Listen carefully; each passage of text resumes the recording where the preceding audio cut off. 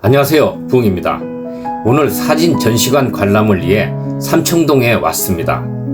전시 제목은 포토북 속의 매그넘 1943-2025로 색다른 경험인지라 익숙하지는 않지만 포토북 사진을 있는 그대로 느끼며 관람하도록 하겠습니다.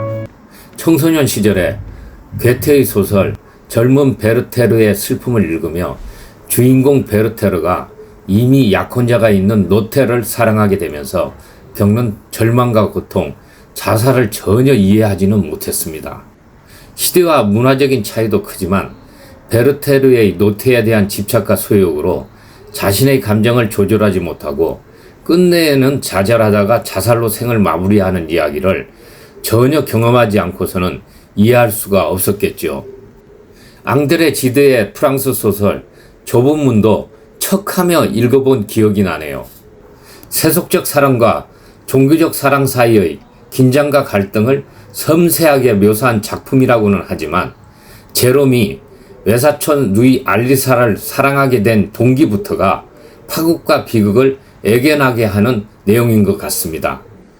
제롬은 2살 많은 연상의 외사촌 누이 알리사가 어머니의 불륜 때문에 괴로워하는 것을 보고 외사촌 누이 알리사를 지켜주기로 마음먹으면서 사랑으로 발전하였고, 종교적으로 신앙심이 아주 강한 알리사는 사랑보다는 종교적 좁은 문을 선택하면서 두 사람의 사랑은 엇갈리며 비극으로 끝이 납니다. 그 시절 12월 말 딱 한 번 친구들이랑 크리스마스 때나 교회 가는 청소년이 알리사를 이해할 수는 없었겠지요. 좁은 문은 누가복음 13장 24절 좁은 문으로 들어가기를 힘쓰라 말씀을 바탕으로 지필이 되었다고 합니다. 천국에서 영원 합의를 꿈꾸며 좁은 문에 들어가기 위한 신앙심과 세속적인 사랑의 기로는 완전히 대조가 되는 이야기로 참 어려운 선택이었겠네요. 그리고 청소년 시절에 잘 이해하지 못한 이야기로 생떼쥐베리의 어린 왕자도 생각이 납니다. 사막에 불식착한 비행기 조종사가 허기와 절망감에 헛것을 보았는지 신비로운 소년 어린 왕자를 만나 그의 별에서 온 여정과 다양한 인물들의 만남을 듣는 이야기로 자기 독백과 같은 작품이지요. 어린 왕자는 별을 여행하며 만난 건의 있는 왕, 술주정뱅이, 허영심 많은 사람 등 각기 다른 어른들이 어리석고 거짓말쟁이라고 비판합니다. 그리고 지구에서는 여우를 만나 길들이기의 의미와 진정한 것은 눈에 보이지 않는다는 등 삶의 지혜를 이야기하고, 장미와의 관계에서 사랑에는 책임이 따른다고 멋진 명언을 이야기합니다. 어린 왕자의 소설은 순수한 사랑, 인간관계의 소중함, 그리고 눈에 보이지 않는 것의 가치를 일깨우는 작품이라고 합니다. 여우가 이야기한 명언 중 중요한 것은 눈에 보이지 않는다에서와 같이 진정한 가치와 관계는 외적인 것도 중요하지만 역시 마음으로 연결되는 내적인 이해가 중요한 것 같기도 합니다. 청소년 시절에는 이해하지 못하는 내용의 소설이지만 읽은 척을 내기 위해 책 제목도 가물가물하지만 이것저것 많이 본 것 같습니다. 갑자기 루마니아 몰도바에서 태어난 작가 게오르기의 25시 소설도 생각이 납니다. 그 시절 읽을 당시에는 무엇을 이야기하는지 잘 이해하지 못했습니다. 몰도바의 위치가 루마니아, 러시아, 터키 사이에 끼워져서 역사적으로 민족적 차별과 서름을 받았을 것을 생각하니 25시가 조금은 이해가 되네요.